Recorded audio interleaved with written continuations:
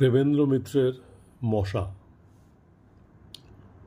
গল্পটাই আগে বলবো না গল্প যার মুখে শোনা সেই ঘনশ্যামদার বর্ণনা দেবো বুঝে উঠতে পারছি না। গল্পটা কিন্তু ঘনশ্যামদা সংক্ষেপে ঘোড়াদার সঙ্গে এমনভাবে জড়ানো যে তার পরিচয় না দিলে গল্পের অর্ধেক রসই যাবে শুকিয়ে। সুতরাং ঘোড়াদার কথা দিয়ে শুরু করা বোধহয় উচিত। ঘোড়াদার রোগা, লম্বা, শুকনো, হাড়বার করা এমন একরকম চেহারা যা দেখে বয়স আন্দাজ করা একেবারে অসম্ভব। 35 থেকে 55 যে কোনো বয়সই তার হতে পারে। ঘোড়াদাকে জিজ্ঞেস করলে অবশ্য একটু হাসেন, বলেন, দুনিয়াময় টহলদারি করে বেড়াতে বেড়াতে বয়সের হিসাব রাখবার কি আর সময় পেয়েছি। তবে বলে ঘোড়াদা যে গল্পটা শুরু করেন সেটা কখনো সিপাই মিউটিনির, কখনো বা রুশ জাপানের প্রথম যুদ্ধের সময়কার। সুতরাং ঘোড়াদার বয়স আন্দাজ করা আমরা ছেড়ে দিয়েছি। শুধু এইটুকু মেনে নিয়েছি যে গত 200 বছর ধরে পৃথিবীর হেন জায়গা নেই যেখানে তিনি যাননি, হেন ঘটনা নেই যার সঙ্গে তার কোনো যোগ নেই। কয়েক বছর হলো কেন যে কৃপা করে তিনি আমাদের এই গলিটার ছোট্ট মেসে এসে উঠেছেন তা ঠিক বলতে পারি না। আমাদের ছুটি ছাড়ার আড্ডায় তিনি যে নিয়মিতভাবে এসে বসেন এও তার অসীম করুণা বলতে হবে। প্রায়ই অবশ্য তিনি ভয় দেখান যে পাততাড়ি গুটিয়ে আবার নিরুদ্দেশে হয়ে যাবেন, কিন্তু সাধারণত সেটা মাসের শেষে, মেসের খরচের তাগাদা পড়বার সময়। বুঝে শুনে কিংবা হতাশ হয়েই তার কাছে তাগাদা করা আমরা ছেড়ে দিয়েছি। ঘোড়াদা আমাদের আড্ডায় এসে নিয়মিতভাবে সবচেয়ে ভালো আরাম কেদারাটায় বসেন। যার ভাগ্য যেদিন ভালো থাকে তার কাছে সেদিন সিগারেট চেয়ে নিয়ে ধরান। তারপর চোখ বুজে প্রায় ধ্যানস্থ হয়ে থাকতে থাকতে হঠাৎ হয়তো আমাদের কোনো একটা কথায় বেশ একটু উচ্চস্বরেই হেসে ওঠেন। অপ্রস্তুত হয়ে আমরা তখন তার দিকে তাকাই। ঘোড়াদা একটু নড়ে চড়ে উঠে বসে সিগারেটের একটা লম্বা টান দিয়ে ঈষৎ বিদ্রুপের স্বরে বলেন, কী কথা হচ্ছিল? বন্যার? আমরা লজ্জিতভাবে স্বীকার করি যে সামান্য দামোদরের বানের কথা আমরা আলোচনা করছিলাম। ঘোড়াদা আমাদের দিকে এমন করুণা মিশ্রিত অবজ্ঞার সঙ্গে তাকান মনে হয় দামোদরের বানে আমাদের নিজেদেরই ভেসে যাওয়া ভালো ছিল। তারপর জিজ্ঞেস করেন, টাইডাল ওয়েভ কাকে বলে জানো? দেখেছো কখনো সেই প্রলয়ের ঢেউ যাকে বলে সমুদ্র জলোচ্ছ্বাস? সংকুচিতভাবে স্বীকার করি যে নামটা জানলেও ব্যাপারটা সম্বন্ধে নিজেদের কোনো অভিজ্ঞতা নেই। ঘোড়াদা হেসে বলেন, কেমন করে আর থাকবে? তাহলে শোনো, তখন মুক্তোর ব্যবসা করব বলে তাহিতে দ্বীপে গিয়ে উঠেছি। ঘোড়াদার সেই সুদীর্ঘ চিত্তাকর্ষক গল্প থেকে জানা যায় যে কী করে এই রকম এক টাইডাল ওয়েভের মাথায় এক বেলায় তাহিতি থেকে একেবারে ফিজি দ্বীপে গিয়ে তিনি উঠেছিলেন। এই গল্প শোনার পর আমাদের অবস্থা কী হয় তা বলাই বাহুল্য। দিন দুপুরে সূর্যের সামনে মিটমিটে লণ্ঠনের মতো আর কি। ঘোড়াদার ভয়ে আমাদের অত্যন্ত সাবধান কথাবার্তা বলতে হয়, কিন্তু আটঘাট বেঁধে যতই কিছু বলি না কেন ঘোড়াদার হাত থেকে নিষ্কৃতি নেই। দেখা যায় ঠিক তিনি টেক্কা দিয়ে বসে আছেন। হয়তো কথায় কথায় কে বলেছে যে আজকাল অনেকেই চোখে চশমা, চোখের জোর আর বেশি নেই। ঘোড়াদার মার্কা মারা হাসিটা হেসে অমনি গেয়ে উঠলেন, একবার আন্দিজ পাহাড়ের চূড়োয় পৃথিবীর সবচেয়ে বড় পাখি কন্ডর শকুনের বাসার খোঁজে। হ্যাঁ, চোখের জোর দেখেছি বটে সেবার। আন্দিজ পাহাড়ের ওপর পথ হারিয়ে ফেলেছি। শীতে প্রায় জমে যাওয়ার জোগাড়, সঙ্গে একজন আর্জেন্টাইন শিকারী আর বড়রো জাতের এক 6.5 ফুট লম্বা রেড ইন্ডিয়ান গাইড। সন্ধে হয় আর খানিকক্ষণের মধ্যে পথ না খুঁজে পেলে এই পাহাড়ের ওপরই বরফ চাপা পড়ে মরতে হবে। এমন সময় আমাদের চূড়োর নিচেকার খানিকটা মেঘ একটু ফাঁক হয়ে গেল, কিন্তু 12,000 ফুট ওপর থেকে সেই ফাঁক দিয়ে কি আর দেখা যাবে? কিন্তু তখনও বোরোরো জাতের তীক্ষ্ণ দৃষ্টির কথা তো জানি না। হাত দুটো দূরবীনের মতো করে সে একবারে চোখের সামনে ধরলে, তারপর বললে, ব্যাস, আর ভয় নেই। অবাক হয়ে জিজ্ঞেস করলাম, ভয় তো নেই, কিন্তু কি দেখতে পেলে তুমি? সে হেসে বলল, কেন? ওই তো নিচে শিকারীরা তাঁবু ফেলে রেখেছে। বড় একটা কুকুর নিয়ে লাল কোট পরা এক শিকারী এইমাত্র তাঁবুতে ঢুকলো। শুনে আমি তো অবাক। ঘনাদার কথা শুনে আমরা ততোধিক অবাক হয়ে গেলাম। 12,000 ফুট ওপর থেকে লাল রঙের কোট পর্যন্ত দেখতে পেলে? তা না হলে আর চোখের জোর কিসের? শকুনের চোখ কিরকম জানো? 2 মাইল ওপর থেকে ভাগাড়ের গরুর লাশ ওরা দেখতে পায়। এই বড়রা শিকারীদের চোখও তেমনি। এরপর আমরা যে নির্বাক হয়ে গেলাম তা বলা বাহুল্য। প্রায় নির্বাক হয়েই আজকাল থাকি। এর ভেতর সেদিন কি থেকে বুঝি মশার প্রসঙ্গ উঠে পড়েছিল। ঘনাদা তখনও এসে পৌঁছেননি, তাই বোধহয় আমাদের অতটা সাহস। তাছাড়া ভেবেছিলাম যে সামান্য মশা মারার ব্যাপারে ঘনাদা তার কামানদাগা প্রয়োজন বোধ করবেন না। কিন্তু ভুল ভাঙতে আমাদের দেরি হলো না। বিপিন সবে তাদের গায়ে কিভাবে মশা মারবার ব্যবস্থা হচ্ছে সেই কথা তুলেছে, হঠাৎ দরজায় ঘনাদার আবির্ভাব। কি কথা হচ্ছিল হে? আমরা অত্যন্ত সংকুচিত হয়ে বলি, না, এমন কিছু না, এই মশা মারবার কথা বলছিলাম। বিপিন তাড়াতাড়ি আরাম কেদারাটা ছেড়ে সসম্মানে ঘনাদার জন্য জায়গা করে দেয়। ঘনাদা তাতে সমাসীন হয়ে শিশিরের কাছ থেকে একটা সিগারেট ছিঁড়ে নিয়ে ধরিয়ে বলল, ও মশা। আমরা কতকটা আশ্বস্ত হই। যাক, ঘনাদার দৃষ্টি তাহলে মশা পর্যন্ত পৌঁছবে না। কিন্তু পর মুহূর্তেই বোমা ফাটল। যে সে বোমা নয়, একেবারে অ্যাটমিক। হ্যাঁ, মেরেছিলাম একবার একটা মশা। আমরা স্তম্ভিত। ঘনাদা মশার প্রসঙ্গ বাদ দিতে চান না। এই দেখে নয়, স্তম্ভিত তার এই অবিশ্বাস্য বিনয়। মশায় যদি মারতে হয় তাহলে ঘনাদা মাত্র একটি মশা মারবেন, এই যে কল্পনাও করা যায় না। শিশির সাহস করে বলেই ফেলল, একটি মশা মেরেছিলেন? হ্যাঁ, একটি মাত্র মশাই জীবনে মেরেছি। আমাদের হতবুদ্ধি করে ঘনাদা বলে চলেছেন, মেরেছি 1939-এর 5 আগস্ট শাকলিন দ্বীপে। আমরা ফ্যাল ফ্যাল করে তার দিকে চেয়ে আছি। দেখে একটু চুপ করে থেকে আবার বললেন, শাকলিন দ্বীপের নাম শুনেছ, কিন্তু কিছুই জানো না, কেমন? দ্বীপটা জাপানের উত্তরের সরু একটা করাতের মতো উত্তর দক্ষিণ লম্বালম্বি হয়ে পড়ে আছে। তার দক্ষিণ দিকটা ছিল জাপানিদের আর উত্তরটা রাশিয়ার। সেই দ্বীপের পূর্ব দিকে সমুদ্রকূলে তখন অ্যাম্বার সংগ্রহ করবার একটি কোম্পানির হয়ে কাজ করছি। এমন অখাদ্য পাণ্ডববর্জিত জায়গা দুনিয়ায় আর আছে কিনা সন্দেহ। বছরের অর্ধেক সেখানে মুষলধারে বৃষ্টি পড়ে, আর বাকি অর্ধেক বরফে সব জমে যায়। তার ওপর আছে ভীষণ তুষার ঝড় আর গাঢ় জমাট কুয়াশা। কোনো রকমে দামি কিছু অ্যাম্বার সংগ্রহ করে সে মুখ আর হব না, এই ছিল মতলব। কিন্তু সে আশায় ছাড়ি পড়ল। আমাদের কোম্পানির তানলিন নামে এক চীনা মজুর একদিন সকালে হঠাৎ নিরুদ্দেশ। তার সঙ্গে এ পর্যন্ত যা অ্যাম্বার জোগাড় হয়েছিল সেই মহামূল্য থলিটাও। শাকলিন দ্বীপটা তো নেহাত ছোটোখাটো নয়, তার বেশিরভাগ আবার জঙ্গল আর পাহাড়। সেসব পাহাড় জঙ্গলের অনেক জায়গায় মানুষের পায়ের চিহ্নই পড়েনি। সুতরাং এই দ্বীপে কাউকে খুঁজে বার করা সোজা নয়। তবে একটা আশার কথা ছিল এই, যে অ্যাম্বারের মতো দামি রত্ন চুরি করে শাখালিন দ্বীপে লুকিয়ে থেকে কারোর লাভ নেই। সে চোরাই মাল বেচতে তাকে কোনো বড় সভ্য দেশে যেতেই হবে। আর শাখালিন দ্বীপ ছেড়ে এপ্রিল থেকে অক্টোবরের মধ্যে কাউকে যেতে হলে প্রধান শহর আলেকজান্দ্রোভস্ক থেকে ব্লাডিভস্টকের স্টিমার না ধরে উপায় নেই। অক্টোবরের পরে অবশ্য সমুদ্র জমে বরফ হয়ে যায়। তখন লুকিয়ে কুকুর টানা স্লেজ করে পালানো সম্ভব।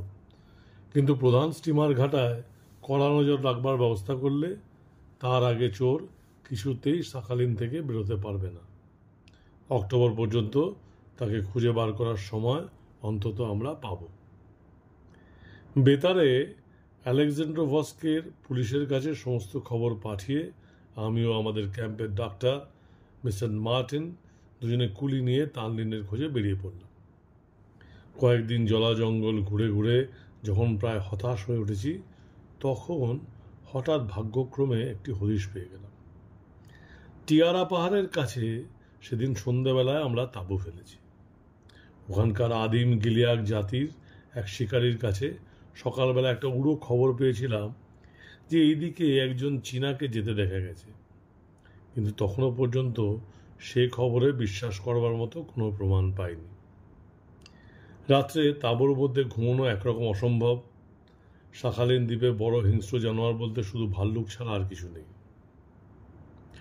সাধারণত তারা মানুষকে আক্রমণ করে না, কিন্তু দিনে মাছি ও রাত্রে মশা যা আছে তা হিংস্র জানোয়ারকে হার মানায়।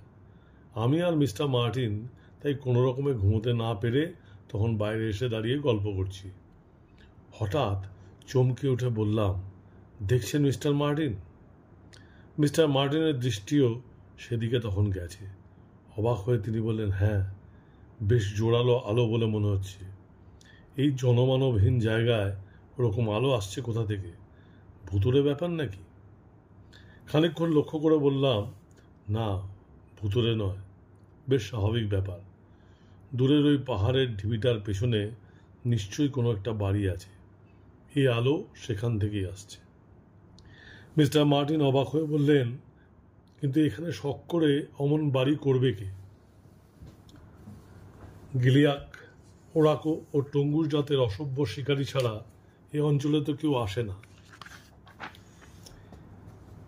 এদিকে কোনো খনি ইদানিং হয়েছে বলেও জানি না। ব্যাপারটা সম্বন্ধে কৌতূহল যত বেশি হোক, সন্ধান নেওয়ার জন্য সকাল পর্যন্ত আমরা নিশ্চয়ই অপেক্ষা করতাম। কিন্তু সেই মুহূর্তে রাত্রির স্তব্ধতা হঠাৎ এক অমানসিক চিৎকারে যেন বিদীর্ণ হয়ে গেল। একবার আমি ও মিস্টার মার্টিন দুজনের মুখের দিকে চাইলাম, তারপর ভেতর থেকে টর্চটা বের করে এনে কোনো কথা না বলেই বেরিয়ে পড়লাম। একেবারে নিরস্ত্র যে আমরা ছিলাম না তা বোধহয় বলার দরকার নেই।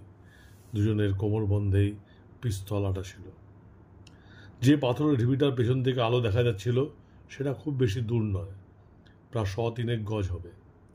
ঢিবিটার পাশ দিয়ে ঘুরে যাওয়ার পরেই দেখা গেল আমাদের অনুমান ভুল হয়নি। একটা মাঝারি গোছের বাড়ির একটা জানলা থেকে উজ্জ্বল আলোটা দেখা যাচ্ছে।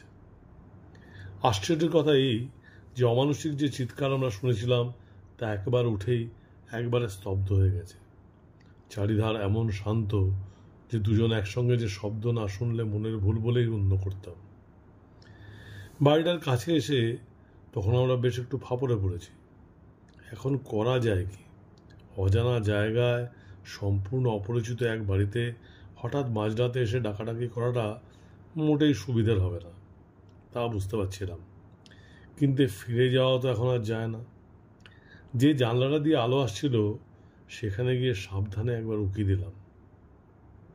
মস্ত বড় একটা ঘর, মিউজিয়াম যেমন থাকে সেই রকমই।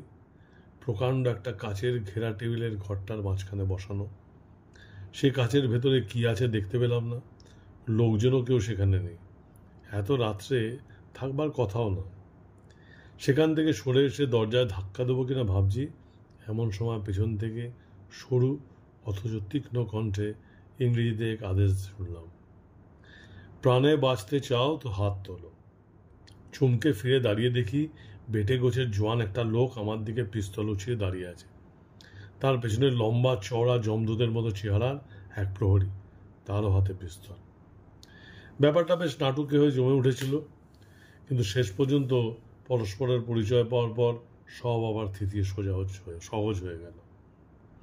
পিস্তল হাতে যিনি আমাদের হাত তুলতে বলেছিলেন জানতে পারলাম তিনি মিস্টার নিশিমারা নামে একজন জাপানি কীটতত্ত্ববিদ। শাখালিনের কীটপতঙ্গ নিয়ে গবেষণা করবার জন্যে এই ঘাঁটিটি বসিয়েছেন। আমরা কি উদ্দেশ্যে তার বাড়িতে হানা দিয়েছিলাম শোনবার পর লজ্জিত হয়ে তিনি আমাদের কয়েকদিন তার ওখানে থেকে তার কাজকর্ম দেখে যেতে অনুরোধ করলেন। সঙ্গে সঙ্গে এই আশ্বাসও দিলেন যে পলাতক চীনা মজুরের সন্ধান তার লোকজন মারফত তিনিই করিয়ে দেবেন। এই অঞ্চল তার একরকম হাতের মুঠোয়। তার লোকজনের হাত এড়িয়ে কারোর পালাবার ক্ষমতা নেই। কথাটা যে কতখানি সত্য একদিন পার না হতেই বুঝতে পারলাম। পরের দিন সকালেই মিস্টার নিশিমারা তার গবেষণাগারে আমাদের ঘুরিয়ে ঘুরিয়ে দেখিয়ে অনেক কিছু বুঝিয়ে দিলেন। সাধারণ কীটপতঙ্গের গবেষণা যে তিনি করেন না, তার ল্যাবরেটরির নানা বিভাগ দেখে তা অবশ্য বোঝাই যায়। শুধু পর্যবেক্ষণ নয়, কীটপতঙ্গ লালন পালন ও পরিবর্ধন করার জন্য রাসায়নিক ও বৈদ্যুতিক নানা যন্ত্রপাতি উপাদান উপকরণ তার বিরাট ল্যাবরেটরিতে আছে। মিস্টার মার্টিন একসময় তাকে জিজ্ঞাসা করলেন, পোকামাকড়ের ভেতর মশাই দেখছি আপনার গবেষণার প্রধান বিষয়। মিস্টার নিশিমারা একটু হেসে বললেন, তাতে আশ্চর্য হওয়ার কিছু আছে? মানুষের সভ্যতার মশাই হচ্ছে সবচেয়ে বড় শত্রু। মানুষের সভ্যতায় মশাই হচ্ছে সবচেয়ে বড় শত্রু। এই সাখালিন দ্বীপ থেকে শুরু করে সমস্ত পৃথিবীতে শুধু ম্যালেরিয়া বাহন হিসাবে মশা কী পরিমাণ ক্ষতি প্রতিনিয়ত করছে ডাক্তার হিসাবে আপনার নিশ্চয়ই অজানা নয়। মিস্টার মার্টিন বললেন, কিন্তু আপনার গবেষণাগারে তো দেখছি মশার লালন পালনই হলো আসল কাজ। এর দ্বারা ম্যালেরিয়ার কি প্রতিকার হবে বুঝতে পারছি না। নিশিমারা আবার হেসে বললেন, না বোঝবারই কথা। শুধু মশা মেরে নয়, মশা যাতে আর ম্যালেরিয়ার বাহন না হতে পারে সেই চেষ্টা করে আমি ম্যালেরিয়ার সমস্যার নতুনভাবে সমাধান করতে চাই। আমাদের একটু অবাক হতে দেখে তিনি বললেন, মশা কি করে রোগের জীবাণু ছড়ায় আপনাদের নিশ্চয়ই জানা আছে। তার মুখ একটা ডাক্তারি যন্ত্রের বাক্স বললেই হয়। গায়ের ওপর বসে প্রথমে একটি যন্ত্রে সে চামড়া ফুটো করে, তারপর আরেকটি যন্ত্রে মুখের লালা সেখানে লাগিয়ে দিয়ে আমাদের রক্ত যাতে চাপ না বাঁধে তার ব্যবস্থা করে। তারপর তৃতীয় যন্ত্র নল দিয়ে সে রক্ত শুষে নেয়। আমাদের শরীরে যে রোগের জীবাণু ঢোকে সে তার এই দ্বিতীয় যন্ত্রের লালা থেকে। মশার জন্মের পর যদি কোনো উপায়ে তার লালার এমন রাসায়নিক পরিবর্তন করে দেওয়া যায় যে বিষাক্ত ম্যালেরিয়া জীবাণু তার ভেতর বাঁচতেই পারবে না, তাহলে মশা হাজার কামড়ালেও আর আমাদের ভয় নেই। আমার গবেষণাগারে মশার লালা পরিবর্তনের সেই চেষ্টাই আমি করছি। বিশ্বাস করি না করি, নিশিমারার কথায় প্রতিবাদে কিচ্ছু করিনি। সমস্ত গবেষণাগারটা আমার কাছে তখনও কেমন রহস্যময় মনে হচ্ছে। আগের রাত্রে সেই অমানসিক চিৎকার শব্দের কথা তখনও ভুলতে পারিনি। নিশিমারাকে জিজ্ঞাসা করায় তিনি সেটা কোনো বন্য জন্তুর আওয়াজ বলে হেসে উড়িয়ে দিয়েছিলেন বটে, কিন্তু মনে হয়েছে তিনি যেন কিছু গোপন করে যাচ্ছেন। সেই গোপন রহস্যটা যে কী সেই দিন রাত্রে টের পেলাম। নিশিমারা আমাদের যত্ন আতিথ্যের কোনো ত্রুটি করেননি। রাত্রের খাওয়া দাওয়া সেরে আমরা যখন আমাদের জন্য নির্দিষ্ট ঘরটিতে শুতে যাচ্ছি, হঠাৎ মিস্টার মার্টিন বললেন, এরই মধ্যে শুয়ে কী হবে, আসুন একটু বাইরে ঘুরে আসি। তার কথায় রাজি হয়ে বাইরে বেরিয়ে গিয়ে অবাক হয়ে গেলাম। আমাদের ঘরের দরজা বাইরে থেকে বন্ধ। এর মানে? মিস্টার মার্টিন অত্যন্ত চিন্তিতভাবে আমার দিকে চেয়ে জিজ্ঞেস করলেন।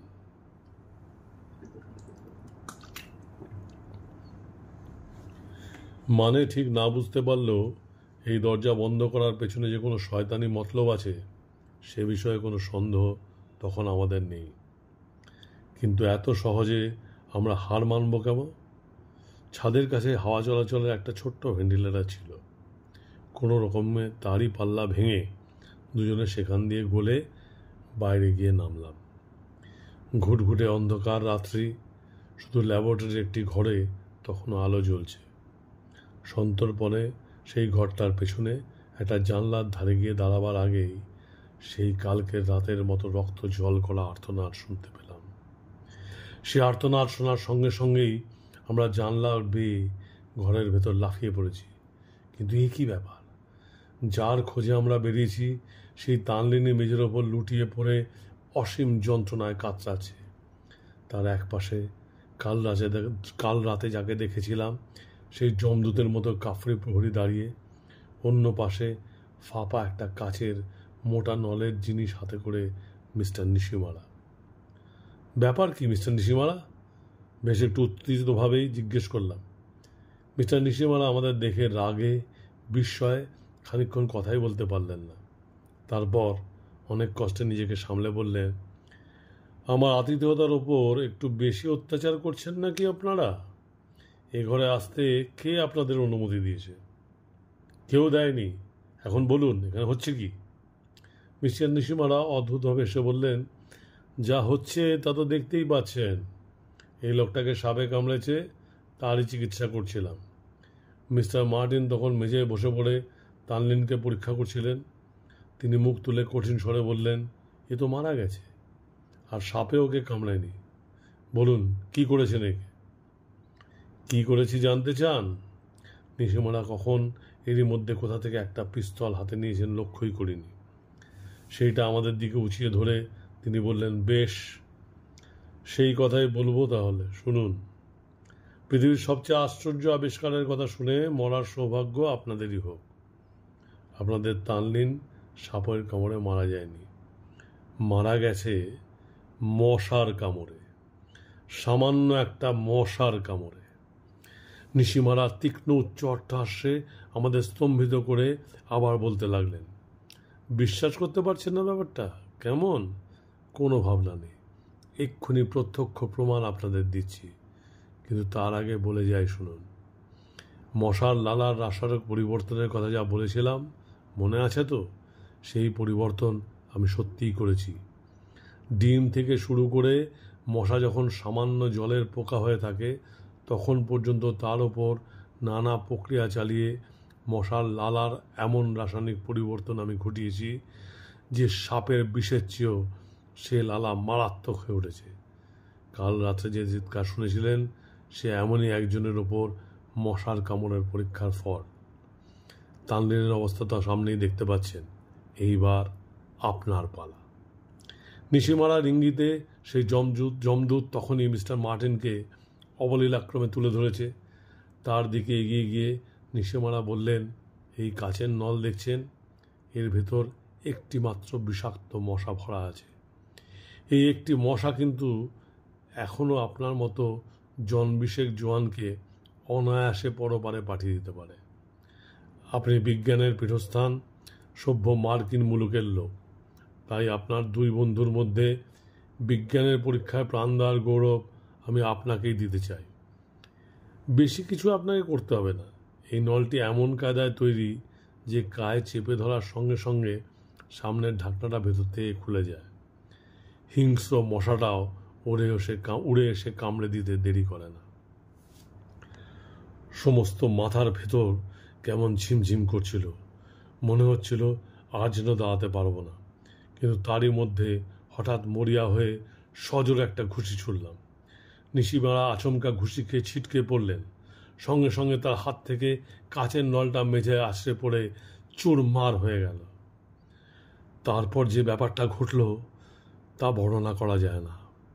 কল্পনা করো যে ভাঙা নল থেকে বেরিয়ে সেই সাক্ষাৎ সমন, সেই মশা ঘরের ভেতর উড়ে বেড়াচ্ছে, আর চারজন মানুষ উন্মাদ হয়ে তাকে এড়িয়ে ঘর থেকে পালাবার চেষ্টা করছে। ঘরের মাঝখানে আবার তানলিনের মৃতদেহ। কোনো ক্রমে দরজাটার কাছে পৌঁছে খিলটা খুলে বেরোতে যাব, এমন সময় সেই বিশাল কাফরি বাঘের মতো আমার ঘাড়ের ওপর সে পড়ল। আর বুঝি আশা নেই। মশাটা ঠিক আমার নাকের কাছে একবার ঘুরে গেল, আর পরেই সেই কাফরি একসঙ্গে 5টা রেলের ইঞ্জিনের মতো চিৎকার করে আমার ঘাড়ের ওপর নেতিয়ে পড়ে গেল। বুঝলাম মশার দংশন জ্বালার সঙ্গে সব জ্বালা তার জুড়িয়েছে। কিন্তু ভাববার আর সময় নেই। উঠে পড়ে আবার পালাতে যাচ্ছি, এমন সময় দেখি মিস্টার নিশিমারা জুজুৎসুর প্যাচে মিস্টার মার্টিনকে চিৎ করে ফেলে দিয়েছেন, আর মশাটা ঠিক তার মাথার ওপরে ঘুরছে। ছুটে গিয়ে হ্যাচকা টান দিয়ে মিস্টার মার্টিনকে খানিকটা সরিয়ে দিলাম। সঙ্গে সঙ্গে নিশিমারার আর্তনাদ শোনা গেল। মশাটা ঠিক তার গালের ওপর গিয়ে বসেছে। এরবার আর আমি এক মুহূর্ত দেরি হলো না। আমার প্রচণ্ড এক চাপ্পড় গিয়ে পড়ল নিশিমারার গালে। মশা আর নিশিমারার ভবলীলা একই সঙ্গে সাঙ্গ হয়ে গেল। মশা মারবার পরিশ্রমেই যেন হাঁপিয়ে উঠে একটা দীর্ঘশ্বাস ছেড়ে ঘনাদা বললেন, জীবনে তারপর মশা মারতে আর প্রবৃত্ত হয়নি। এখানেই শেষ করছি, পরের সপ্তাহে আবার আসবো।